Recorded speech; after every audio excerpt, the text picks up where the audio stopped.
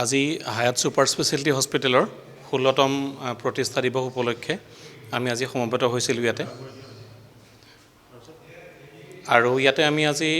doctor Ziaur Rahman যিগৰাকী আমাৰ founder CMD আছিল তেখেতৰ সৰণত আমি ফাৰ্ষ্ট এটা অৰেশ্যন ষ্টাৰ্ট কৰিছোঁ এবাৰ প্ৰফেচৰ ডক্টৰ হৰ্ষ ভট্টাচাৰ্য ছাৰে আমাৰ অৰেশ্যনটো প্ৰদান কৰিলে ইয়াৰ লগতে আমি বিগত কেইবছৰৰ দৰে অসমৰ প্ৰসিদ্ধ কেইজনমান চিকিৎসক যিসকলে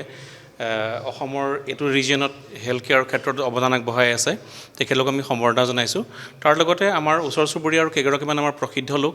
যিকেইজনে অসমৰ সংস্কৃতি আৰু সাহিত্যৰ প্ৰতি অৱদান আগবঢ়ায় তেখেতলোকক আমি সম্বৰ্ধনা জনাইছোঁ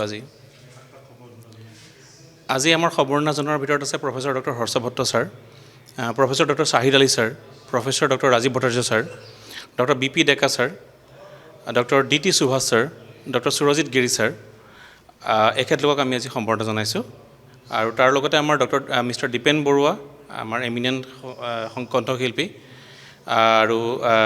আমাৰ এইবছৰ পদ্মশ্ৰী বঁটা লাভ কৰা আমাৰ ওচৰ চুবুৰীয়া নুৰুদ্দিন আহমেদ ডাঙৰীয়া তেখেতলোকক আমি এবাৰ সম্বৰ্ধনা জনাইছোঁ লগতে আমাৰ অসম কাকতৰ এক্সিকিউটিভ এডিটৰ শ্ৰী গৌতম শৰ্মা ডাঙৰীয়াক আমি আজি সম্বৰ্ধনা জনাইছোঁ গৌতম শৰ্মা ডাঙৰীয়াক হয়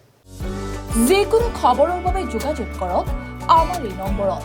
9181 307 221